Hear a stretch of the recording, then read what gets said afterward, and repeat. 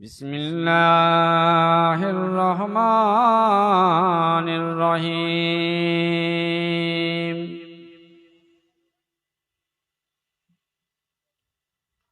الحمد لله نحمده ونستعينه ونستغفره ونؤمن به ونتوكل عليه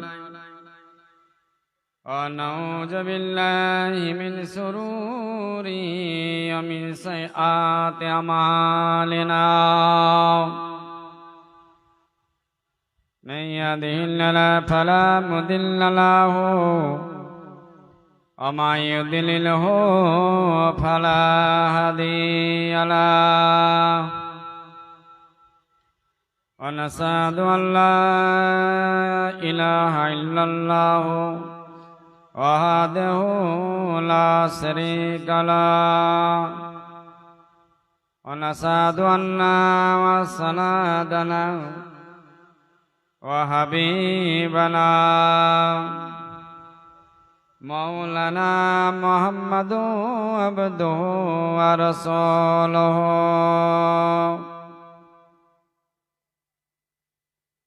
الذي أرسله بالحق بصيرا ونذيرا وداعيا إلى الله وبإذنه وسراجا منيرا أما بعد أعوذ بالله من الشيطان الرجيم بسم الله الرحمن الرحيم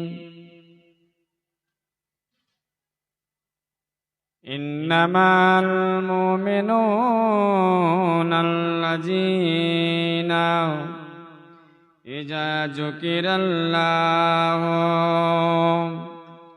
وجلت قلوبهم وإذا تليت عليهم آياته زادتهم إيمانا وعلى ربهم يتوكلون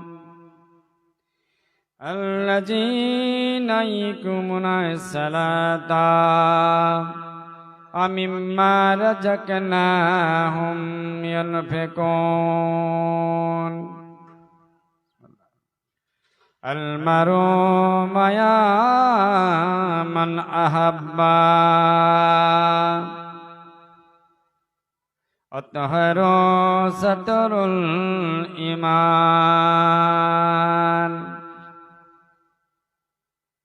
فقد قال الله تعالى في كلام المزيد الفرقان الحميد إن الله وملائكته يصلون على النبي يا أيها الذين آمنوا صلوا عليه وسلموا تسليما حقا رسول اللهم صل وسلم وبارك على عبدك رسول الكريم رحمة للعالمين شافي المذنبين سيدنا مولانا نبينا محمد وعلى آله وعلى بيته أولاده ذريته أزواجه الصحابة والأئمة أجمعين كما صليت وسلمت وباركت ورحمت على سيدنا إبراهيم وعلى آل سيدنا إبراهيم إنك حميد مجيد হুকুমের তাবেদারি করো ভাই মুমিনগণ হুকুমের তাবেদারি করো ভাই মুমিনগণ, আখিরাতে নাজাত পাবে হিসাব নহি লইয়ার। বিবি বাচ্চাদের মায়ায় পড়ে দিনের কথা ভুলে দুনিয়া নিয়ে পড়ে আছি, বয়সটা যায় চলে। হুকুমের তাবেদারি করো ভাই মুমিনগণ, আখিরাতে নাজাত পাবে হিসাব নহি লইয়ার। কি যে মুর্শিদ ছিল রে ভাই, চিনলাম না রে ভাই দুনিয়াতে, মরলে পরে বুঝতে পারবো কি যে মুর্শিদ ছিল ভাই। পড়বো না নামাজ, পড়বো না কোরআন, এই তো মোদের আশা। একে অপরের কথায় চলি, এই তো মোদের পেশা। কোকিল পাখির ডাক শুনেছ কি মিষ্টি ভাই, আমার মুর্শিদের নূর দেখলে মনটা ভরে যায়। সুবহানাল্লাহ। আকবার হাক্কানি দুরূদ শরীফ। আল্লাহুম্মা সাল্লি ওয়া সাল্লিম বারিক আলা আবদিকা রাসূলিল কারীম রাহমাতুল লিল আলামিন সাবিয়াল মুজলিমিন সাইয়্যিদিনা মাওলানা নবিয়িনা মুহাম্মদ আলা আলিহি ওয়া বাইতি আওলাদি যুরিয়াতি আজওয়াজ সাহাবী আউলিয়া উম্মত আজমাইন।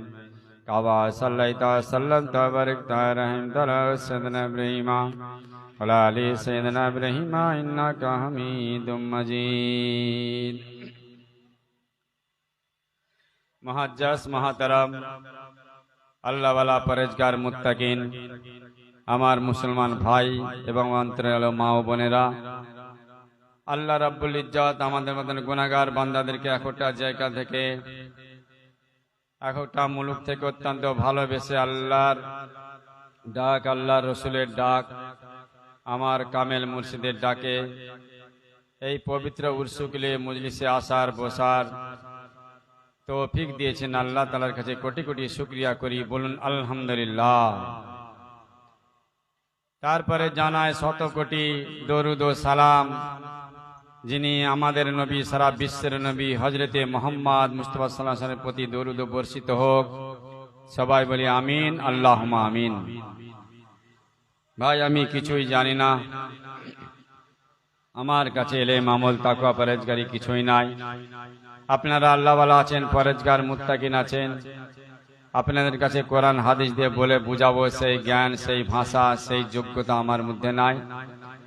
শুধু আল্লাহ রসুল আমার কামেল মুর্শিদ যদি দুই একটি কথাই জবান দিয়ে বলিয়ে দেয়, বলা সম্ভব, নিজের কোনো ক্ষমতা নাই। বলার মধ্যে, ভাষার মধ্যে যদি বেয়াদবি হয়ে থাকলে আল্লাহর ওয়াস্তে আমাকে ছেলে হিসাবে এবং ভাই হিসাবে মাফ করে দিবেন। সমস্ত প্রশংসা, সমস্ত তারিফ, সমস্ত ইজ্জত সেই আল্লাহ রাব্বুল ইজ্জতের জন্য, যিনি আমাদেরকে সর্বশ্রেষ্ঠ আশরাফুল মখলুকাত করে সৃষ্টি সেরা করে মুসলমান ঘরে ইমানদার হিসাবে জন্মগ্রহণ করেছেন। বলুন সুবহানাল্লাহ। তার দরবারে লাখ লাখ কোটি কোটি শুকরিয়া করি, বলুন আলহামদুলিল্লাহ। এই এমন একটা পবিত্র উরসুকুলের মজলিস, এই মজলিসে আসতে গেলে তাকে আগে পবিত্রতা হাসিল করতে হবে। তাকে আগে উজু করে 2 রাকাত নফল নামাজ পড়ে আদব করে তাজিম করে বসতে হবে এই মজলিসে। এটাই হুকুম। যে হুকুম মানল সে কামিয়াব হয়ে গেল। বলুন সুবহানাল্লাহ। নিজের ইচ্ছাকৃত জীবন যাপন করা, আল্লাহ রসুল কামেল মুর্শিদের হুকুম অনুযায়ী জীবন যাপন করা, আসমান জমিন তফাত। কেতাবের মধ্যে আসছে নিজের ইচ্ছাকৃত জীবন যাপন করা হচ্ছে, এটা হচ্ছে শয়তানি ইবাদত। ইবাদতে শয়তানি। আল্লাহ রসুল কামেল মুর্শিদের হুকুম অনুযায়ী যদি আমরা কোনো কাজ কর্ম করি সেটা হচ্ছে ইবাদতে রহমানি। বলুন সুবহানাল্লাহ। এখন দুনিয়ার মানুষ আমরা এত সচেতন হয়ে গেছি, আমরা প্রত্যেকটা মানুষ আমরা নিজের ইচ্ছাকৃতভাবে জীবন যাপন করছি। নিজের ইচ্ছাকৃত জীবন যাপন তো সেটা হচ্ছে ইবাদতে রহমানি না ইবাদতে শয়তানি। আমি যদি কোনো আল্লাহর রসুল আমার মুর্শিদের হুকুম অনুযায়ী যদি কাজকর্ম যে কোনো কাজকর্ম করি সেটা ইবাদতে রহমানি হবে। আমি খাওয়া দাওয়ার আগে যদি না বিসমিল্লাহ বলি সেটা ইবাদতে শয়তানি হয়ে যাবে। আমি যদি খাওয়া দাওয়ার আগে আল্লাহর নামে শুরু করি বিসমিল্লাহ বলি সেটা ইবাদতে রহমানি হয়ে যাবে। বলুন সুবহানাল্লাহ। এই মজলিস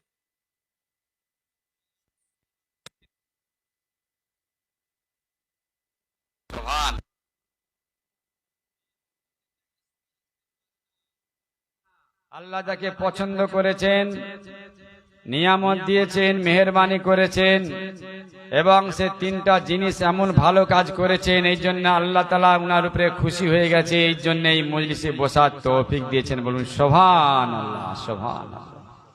সে তিনটা কি কাজ? এক নম্বর কাজ হচ্ছে আমাদের জীবনে আমরা কোনো একটা ভালো নেক কাজ করেছি, আল্লাহ তাআলার কাছে সেই নেক কাজ যেটা কবুল হয়ে গেছে, সেটা রাস্তায় যেতে যেতে কোনো একটা পাথর থাকতে পারে, সেই পাথরটাকে তুমি সরিয়ে দিতে পারো, তার জন্য আল্লাহ তাআলা খুশি হয়ে গেছে, এই জন্য এই মজলিসে বসার তৌফিক দিয়েছেন। বলুন সুবহানাল্লাহ। দুই নম্বর কাজ, তোমার পূর্বপুরুষ তোমার মা বাপ তোমার জন্য দোয়া করেছিল, সেই জন্য আল্লাহ তাআলা তোমাকে একটা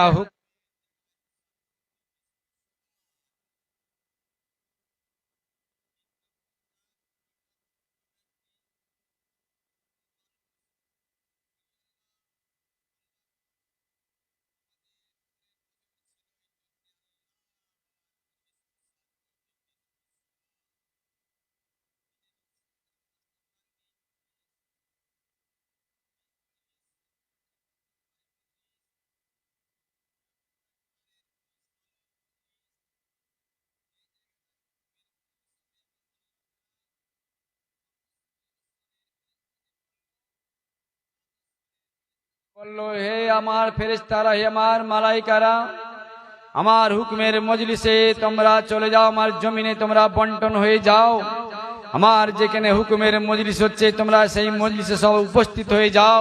আমার যত গুনাহগার বান্দারা আসবে তাদের জন্য মাগফিরাতের দোয়া করতে থাকো, আমি আল্লাহ রাব্বুল ইজ্জত সমস্ত গুনাহ আমি আল্লাহ মাফ করে দেব। সুবহানাল্লাহ। এই মজলিসের হকিকত আমরা বুঝতে পারিনি, এই মজলিসের কুদরত, এই মজলিসের মর্যাদা আমরা বুঝতে পারিনি। আমরা যদি আজ দুনিয়াদারির মানুষ যদি বুঝতে পারতাম যে একটা হুকুমের মজলিসকে আল্লাহ তাআলা স্বয়ং ফেরেশতাদেরকে পাঠাচ্ছে, কিন্তু একটা দুনিয়ার মানুষ আমরা এই মজলিসে আসতে পারিনি কেন? আল্লাহ তাআলা তিনি কালাম পাকের মধ্যে বলে দিলেন, আমা ইউদিলিল ফালান তাজিদ লাহুম আলিয়া মুর্শিদা, আমি যাকে পথ ভ্রষ্ট করতে চাই, আমি তাকে গুমরাহ করতে চাই, তাকে কোনো নবীর দরবার কেন কোনো কামিলুলের দরবারে তাকে বসারও তৌফিক দেইনি। কে বললেন? আল্লাহ বললেন। নিজের ইচ্ছা কিন্তু আমরা মজলিস করিনি ভাই। মেহরবানি করে পাখাটা বন্ধ করুন। পাখা একটা দিচ্ছে আওয়াজ, আবার ধোঁয়া আসতেছে। এদিকে এই সাইডে পাখা দিতে হয়, এই সাইডে দিন পাখা ধোঁয়া টান। সেই জন্য আল্লাহ তাআলা এখানে ইসরার জামাত করায়, ইসরার আজান করায়, আজান ঠিক আছে। সেই জন্য আমাদেরকে চিন্তা ফিকির করার দরকার আছে নাকি ভাই? আছে তো। যে মজলিসটা কার ভাই? এটা স্বয়ং আমার আল্লাহর মজলিস। হুকুম দিয়েছে আল্লাহর বন্ধুকে, কিন্তু আমরা বুঝতে পারিনি। বলে আল্লাহর মজলিস কি হয়ে যায়? আল্লাহ বলছে এখানে কালাম পাকের মধ্যে যে আয়াতটা আমাকে আল্লাহ তাআলা পড়িয়েছেন, আমি এই জন্য বললাম।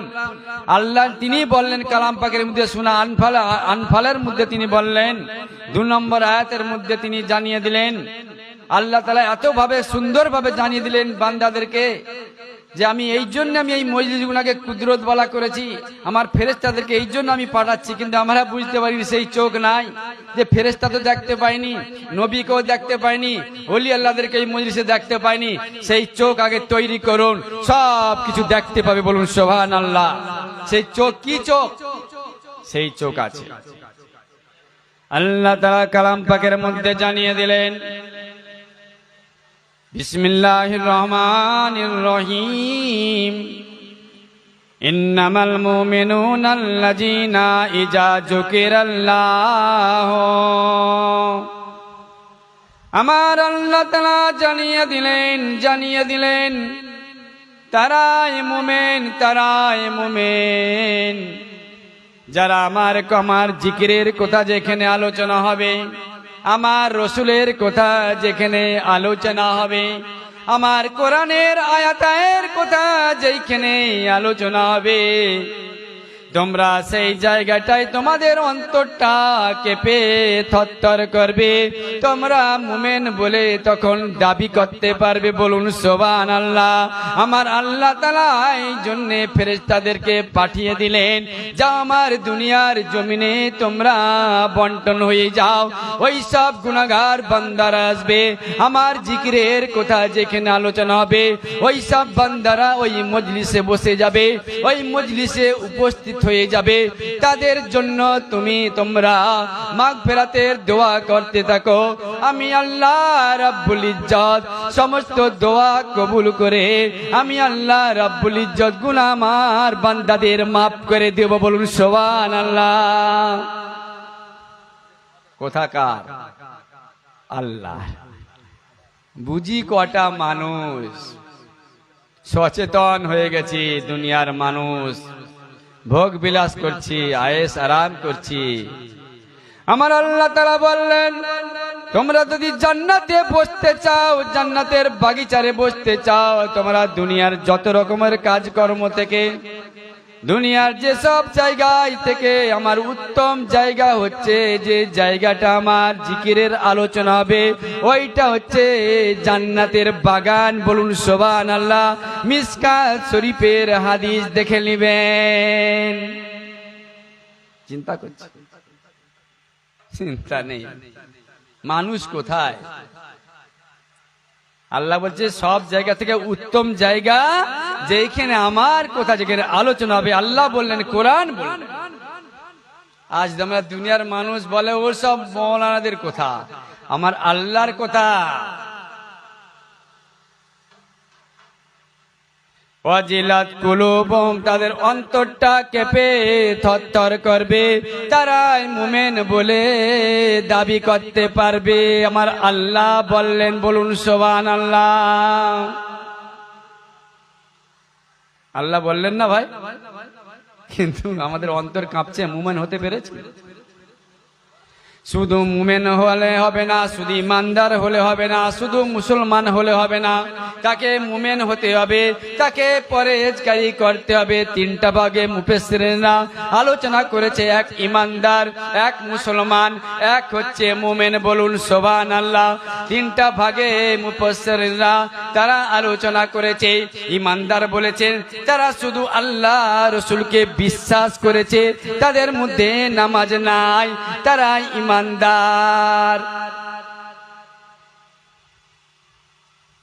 দুই নম্বর বলেছেন মুসলমান ওরাই, তারা শুধু নামাজ পড়ছে, ঈমান রেখেছে, তারা শুধু নামাজ পড়েছে, ছেড়েছে, কাজা করেছে, তারাই মুসলমান হয়েছে। তারা হারাম হালালের বিচার করে না, তারা হচ্ছে যে 2 নম্বর মুসলমান।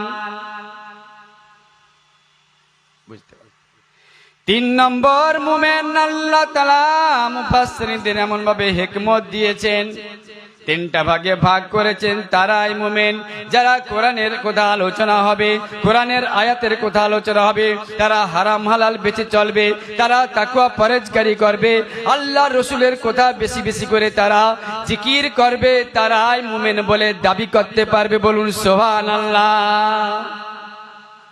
কে বললেন? আল্লাহ বললেন। শেষ জামানার মুজাদ্দিদ সুফি মুফতি আজান গাজী রহমাতুল্লাহ আলাইহি কোরআনের দিকে লক্ষ্য করে দেখলেন, হাদিসের দিকে লক্ষ্য করে দেখলেন, বলে আমার আল্লাহ যেটাই বলেছে এটা সত্য বলেছে, বলুন সুবহানাল্লাহ। তিনি এই জন্যে 20-22টা মুর্শিদের দরবারে যে যত রকমের জ্ঞান তিনি হাসিল করলেন, হাসিল করার পরে 8 মুর্শিদের খেলাফত তিনি লাভ করলেন, তাও তিনার মন ভরল না। সুবহানাল্লাহ। তিনার একটাই চিন্তা ছিল, আল্লাহ তোমাকে আমি পাবো কেমন করে, আর আমরা বলছি দুনিয়া কেমন করে পাবো। আসমান জমিন তফাৎ, বুঝতে পারিনি কি দরবার পেলাম, এই দরবারের হকিকত আমরা বুঝতে পারিনি। মুর্শিদা তো বোকা মানুষ ছিলেন না, তিনি তিনার জমিদারি অট্টালিকা কয়েকশো বিঘা বিঘা সম্পত্তি সহ ওয়াকাফ করে দিয়েছেন আল্লাহর বস্তে, বলুন সুবহানাল্লাহ। তিনার কি দরকার ছিল? তিনি জমিদারির মানুষ, এলেম শিক্ষা অর্জন করেছেন, টাইটেল পাস করেছেন, মুহাদ্দিসিন হয়েছেন, আলিয়া মাদ্রাসায় তিনি পড়ে মুফতি হয়েছেন, মুহাদ্দিসিন হয়েছেন। ইংলিশে শিক্ষা অর্জন করার পরও তিনি সব মুর্শিদের দরবারে ছুটাছুটি করছে একমাত্র আল্লাহকে হাসিল করার জন্য, বলুন সুবহানাল্লাহ। আর আমরা দুনিয়া হাসিল কি করে হবে সেই চিন্তা। শেষ জামানার মুজাদ্দিদ সুফি মুফতি আজান গাজী রহমাতুল্লাহ আলাইহি তিনি বলেছেন, আমি 14 বছর সুরি জঙ্গলে সাধনায় কাটালাম একমাত্র আল্লাহকে পাওয়ার জন্য, বলুন সুবহানাল্লাহ। আমি যদি আল্লাহকে পেয়ে যাই, আল্লাহকে পেয়ে যাই, আমি দুনিয়ার এই ভোগ বিলাস, এই আয়াসারাম আমার কিছু চাই না। আমার মুর্শিদ এই চিন্তা ফিকির তিনি করলেন। তিনি 14 বছর সুরির জঙ্গলে সাধনা করে একমাত্র কি পেলেন, কি পেলেন একমাত্র বলেছেন এই কোরআনী উজিফা পেলেন হযরতে খিজির আলাইহিস সালামের মাধ্যম থেকে, বলুন সুবহানাল্লাহ। যে খিজিরকে কিয়ামত পর্যন্ত আল্লাহ তাআলা হায়াত দিয়েছেন, বলুন সুবহানাল্লাহ। ওই হযরতে খিজির আলাইহিস সালামকে যে আবু হায়াতের পানি পান করেছিলেন, বলুন সুবহানাল্লাহ। আজ দুনিয়ার মানুষ কত বড় জ্ঞান শিক্ষা অর্জন করলাম, কত বড় ইলম শিক্ষা অর্জন করলাম, কত বড় মুহাদ্দিসিন হলাম। ভাই সুফি মুফতি আজান গাজী রহমাতুল্লাহ আলাইহি এত বড় জমিদারি ছেড়ে তিনি মুহাদ্দিসিন হলে, সবকিছু তিনি ত্যাগ করার পরে মান্নারাফা নাফসাহু ফাকাদারাফা রাব্বাহু, যে নিজের নফসকে চিনতে পেরেছে সে আল্লাহকে চিনতে পেরেছে, বলুন সুবহানাল্লাহ। তিনি আগে নফসকে মিটিয়ে দিয়েছেন আল্লাহর ওয়াস্তে, আমার আল্লাহ যেটা খাওয়াবে আমি সেটাই খাবো, সুবহানাল্লাহ। আমরা নিজের ইচ্ছা মতো জীবন যাপন, নিজের ইচ্ছা মতন জীবন যাপন কি বললাম, ইবাদতে শয়তানি। বিসমিল্লাহ বলবনি, নিজের ইচ্ছা মতো সুদ খাবো, হারাম খাবো, হালাল খাবো, আল্লাহর নামে কোনো কাজ শুরু করবো না, সেটা ইবাদতে সব শয়তানি কাজকর্ম, যত করবে সব শয়তানি কাজ, শয়তানি ইবাদত। দস্তরখান বিছিয়ে খাবেন, ইবাদতের রহমানের মধ্যে গণ্য হবে, বলি সুবহানাল্লাহ। বুঝতে পারি আমার আল্লাহ তাআলা আরো জানিয়ে দিলেন, ওয়ালা রাব্বিহিম ইয়াতাওয়াক্কালুন আলাইহিম আয়াতু জাদাতিহিম ঈমানা, যাদের অন্তরটা কেঁপে থরথর করবে তাদের ঈমানটা আমি আল্লাহ বাড়িয়ে দেব, বলুন সুবহানাল্লাহ। তারা মুমিন বলে দাবি করতে পারবে। ওয়ালা রাব্বিহিম ইয়াতাওয়াক্কালুন, তারা ঈমানটা যখন তাদের বেড়ে যাবে তারা আল্লাহর উপরে ভরসা করবে, বলুন সুবহানাল্লাহ। আমার আল্লাহ তাআলা কালাম পাকের মধ্যে জানিয়ে দিলেন সুবহানাল্লাহ। তবে মুমিন সবাই বলছে। তারপরে আল্লাহ তাআলা বললেন, আল্লাযীনা ইউকিমুনাস সালাতা ওয়া মিম্মা রাযাকনাহুম ইউনফিকুন। যারা মুমিন হবে তারা আমার নামাজ আদায় করবে, বলুন সুবহানাল্লাহ। আমি যে হালাল রিজিক তাদেরকে দিয়েছি সে রিজিক খাবে আর আমার রাস্তায় খরচ করবে, বলুন সুবহানাল্লাহ। আজকে এই সমস্ত মুসলমান ভাইরা, পীর ভাইরা আমারা আল্লাহর ওয়াস্তে কিছু খরচ করছে। এই জান্নাতের বাগিচারের হুকুম দিয়েছে আমার মুর্শিদ। কোন মানুষ যদি হালাল খায় ওই জান্নাতের মধ্যে কোনো হারাম বস্তু চলে না। ওই জান্নাতের মধ্যে তো ভালো মন্দ খাওয়ার মাত্র একমাত্র হালাল জিনিস খাওয়ার পাওয়া যায়। এই জন্য আমাদেরকে আল্লাহ তাআলা এই মুর্শিদের ছিড়া চেটায় বসার তৌফিক দিয়েছেন, বলুন সুবহানাল্লাহ, একমাত্র আল্লাহকে পাওয়ার জন্য। ইন্না রাহমাতাল্লাহি কারীবুম মিনাল মুহসিনিন। সুবহানাল্লাহ। তোমরা যদি রহমত পেতে চাও আমার আল্লাহ তাআলা কালাম পাকের মধ্যে জানিয়ে দিলেন, তোমরা যদি রহমত পেতে চাও আমার মুহসিনিন বান্দাদের সহবতে তোমরা বসে যাও, বলুন সুবহানাল্লাহ। কালাম পাক জানিয়ে দিলেন। এটা কোনো আজান গাছি রহমতুল্লাহ বলে না। আজান গাছি রহমতুল্লাহ শুধু সূত্রটাকে ধরিয়ে দিচ্ছেন। মানব জাতি তুমি যদি ভালো চাও তুমি একমাত্র বিনা কাজায় নামাজটা আদায় করে নাও। পাঁচ কোরআনের উজিফাটা যদি পড়ে যাও তোমার দিলের যে যত রকমের নোংরা আছে, খারাপি আছে, কলবের মধ্যে জং ধরে গেছে, আমার আল্লাহ বললেন তুমি এই কোরআনের জিকিরটা তুমি যদি করো তোমার এই কলবের যত রকমের নোংরা খারাপি কলবকে পরিষ্কার করে দিবে আমার আল্লাহ, বলুন সুবহানাল্লাহ। কাদ আফলা মান তাজাক্কা ওয়া যাকারা ইসমা রাব্বি ফাসাল্লা। সুবহানাল্লাহ। আল্লাহ বলেন, এও আল্লাহ বললেন। বুঝতে পারে সফল হয়ে যদি চাও অন্তর পরিষ্কার করো। কার মাধ্যমে? নামাজের মাধ্যমে, বলি সুবহানাল্লাহ। কটা মানুষ করছি, কটা মানুষ করছি এই দিনের প্রচারের জন্য। একটা নবীদের এমন জামানা ছিল, কত মার খেয়েছেন, কত মাথা ফাটিয়েছেন। ভাই আমরা সহজে ইসলাম পেয়ে গেলাম, তাও আমরা একটুও মানিনি। কেন? আমরা যার উম্মত তিনি এত জোর মাথা ফাটিয়ে দিলেন বদরের যুদ্ধে তিনি একমাত্র বলেছিলেন ইয়া হাবলি উম্মতি, ইয়া হাবলি উম্মতি, আমার উম্মতের কি হবে? আমরা বলছি আমার কি হবে, আমার কি হবে? আমরা শুধু স্বার্থবার হয়ে গেলাম। হযরতে নূহ আলাইহিস সালামের কথা বলে আমি শেষ করে দেব। এখানে 8:45 আজান হবে ভাই, 10 মিনিট আমার হাতে আর টাইম আছে। দুধ দিয়ে 24 পরগনার মৌলানারা আছেন, বড় বড় বক্তা আসছেন, ওনারাই বলবেন। আমি তো দেশের মানুষ, সবাই জানেন আমার কোনো জ্ঞান নাই, ভাষা নাই। আমার মুর্শিদ যেটা বলাচ্ছে আমি সেইটাই আমার আল্লাহ বলিয়ে দিচ্ছেন। হযরতে নূহ আলাইহিস সালাম বলে আল্লাহ রাব্বুল ইজ্জত আমি 900 থেকে 950 বছর ধরে আমি দ্বীনের দাওয়াত দিলাম, কলেমার দাওয়াত দিলাম। আমি আমার উম্মত মাত্র পেলাম 40 থেকে 80 জন উম্মত, বলুন সুবহানাল্লাহ। হযরতে নূহ আলাইহিস সালাম আল্লাহ তাআলার কাছে ফরিয়াদ করলেন যে আল্লাহ তাআলা আমার আর কিছুই ভালো লাগে না। প্রত্যেকটা ঘরে ঘরে যে আমি দ্বীনের দাওয়াত দিলাম, কলেমার দাওয়াত দিলাম, কিন্তু আমার উম্মত হলো মাত্র 40 থেকে 80 জন। এই কমকে আল্লাহ তুমি সব ধ্বংস করে দাও।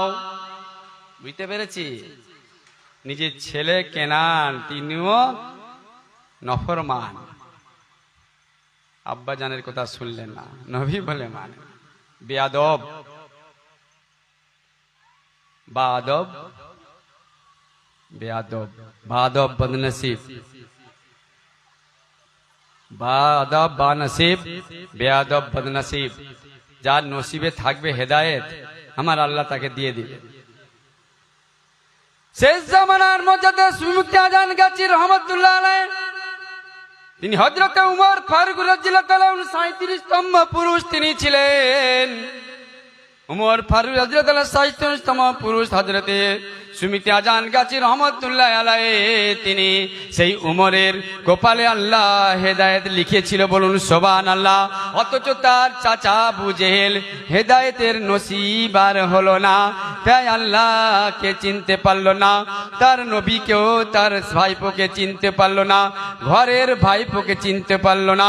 কিন্তু যে উমর একটা মানুষ না যদি না খুন করেছে, কোনোদিনও খানা খেত না, সেই উমরের কপালে আল্লাহ হেদায়েত দিয়েছিল, বলুন সুবহানাল্লাহ। একমাত্র তার দিল ছিল ভালো, আর আবু জেহেলের দিল ছিল কালো, ছিল না?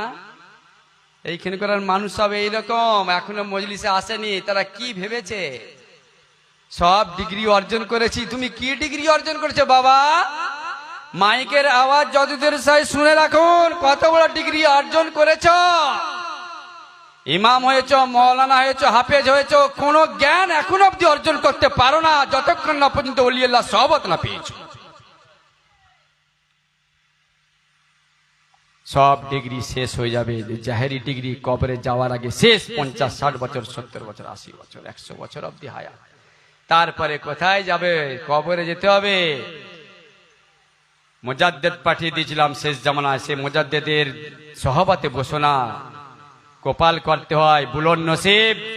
হাফিজ কিবলা রহমতুল্লাহ বলতেন, বাবা যাদের বুলন নসিব তারা হাক্কানি দরবার পেয়ে গেছে, বলুন সুবহানাল্লাহ। শুনে রাখুন, যাদের বদনসিব এখন অবধি তারা ঘোরাফেরা করছে, এদিক এদিক লোটাফেরা করছে। শিয়াল দেখবেন, মানুষ দেখলে ছুটে কোথা পালাবে ঠিক থাকে না, সেই রকম ফেরেশতাদেরকে যদি দেখে নেই না, যারা এইসব মানেনি, হুকুম অনুযায়ী চলেনি, তারা ওই ফেরেশতা কি আজরাইলকে দেখলে না, তাদের কি করবে? তাদের পায়খানা বেরিয়ে যাবে। দেখা মাত্রে তাদের সঙ্গে সঙ্গে চোখ মাগ দিয়ে কি করবে খুঁজে পাবেন। শিয়ালের মধ্যে সব ছুটাছুটি করতে থাকে। হযরতে নূহ আলাইহিস সালামের কথা বলতেছিলাম ভাই। হযরতে নূহ আলাইহিস সালাম তিনি আল্লাহ তাআলার কাছে যখন ফরিয়াদ করলেন, ফরিয়াদ করার পরে বললেন, আল্লাহ তাআলা তো মনের মধ্যে তিনি, শরীর মধ্যে তিনি, অন্তরের মধ্যে তিনার এমন ভাবে তিনি চিন্তাই করলেন। আল্লাহ তাআলা বললেন, নূহ তুমি কিছুটা এগিয়ে যাও। আগাবার পরে বললেন, নূহ তুমি আবার আগাও। আবার আগার পরে দেখলেন রাস্তায় যেতে যেতে একটা মানুষ একটা তার ছেলেকে ঘাড়ের মধ্যে নিয়ে বসে আছেন। রাস্তার মধ্যে হাঁটা চলা শুরু করে দিলেন। শুরু করার পরে সেই নূহ আলাইহিস সালামকে দেখতে পেলেন, তার বাপ ছেলে, ছেলেটা তার ঘাড়ের উপরে যাচ্ছে। যাওয়ার পরে দেখলেন সঙ্গে সঙ্গে ছেলেটা বললে, আব্বা জান, আব্বা জান, আমাকে ঘাড় থেকে নিচে নামিয়ে দাও। ওই তো ওই জামানায় ওই তো নূহ যাচ্ছে, নূহ যাচ্ছে, আমি দুটো ওকে পাথর বর্ষণ করি, বলুন নাউজুবিল্লাহ। এত খারাপ ছিল, এত মানুষ খারাপ ছিল। সঙ্গে সঙ্গে তার বাপ কি করলেন, ছেলেটাকে ঘাড় থেকে নিচে নামিয়ে দিলেন। নামাবার পরে দুটো পাথর নিয়ে হযরতে নূহ আলাইহিস সালামকে পাথর বর্ষণ করে দিলেন। হযরতে নূহ আলাইহিস সালামের মাথা ফেটে ঝরঝর করে রক্ত ঝরে পড়ল, বলুন নাউজুবিল্লাহ। কত কষ্ট করেছে। আর হযরতে নূহ আলাইহিস সালামের আর এত কষ্ট আর সহ্য করতে পারলেন না। সহ্য না করতে পেরে হযরতে নূহ আলাইহিস সালাম আল্লাহ তাআলার কাছে আবার ফরিয়াদ করলেন, হে আল্লাহ রব্বুল ইজ্জত, এই কমকে আর আমি সহ্য করতে পারিনি, আপনি এদেরকে প্লাবন দিয়ে ধ্বংস করে দিন। সঙ্গে সঙ্গে আল্লাহ তাআলার তরফ থেকে হে নূহ, আল্লাহ তাআলার তরফ থেকে ওহী নাজিল হয়ে গেল। হয়ে যাওয়ার পরে নূহ, হে নূহ, তুমি আবার কিছুটা যাও। তুমি সমুদ্রের পাড়ের দিকে তুমি এগিয়ে যাও। তুমি সমুদ্রের পাড়ে যে দেখবে কিছু কাদো মাটি তুমি কিছু সঞ্চয় করো। সঞ্চয় করে তুমি কিছু ঘটি বাটি তৈরি করো। বলুন সুবহানাল্লাহ। কে বললেন? আল্লাহ বললেন। সঙ্গে সঙ্গে নূহ আলাইহিস সালাম তিনি ঘটি বাটি তৈরি করা আরম্ভ করে দিলেন, কাদামাটি তুলে। বলুন সুবহানাল্লাহ। 2 থেকে 3 মাস পর্যন্ত কাদামাটি তৈরি করার পরে ঘটি বাটি তৈরি করলো, কিছু থালা বাটি তৈরি করলো। তৈরি করার পরে 2 থেকে 3 মাস পরে সব শুকনো হয়ে গেল, বাড়ির ধারে রেখে দিলেন।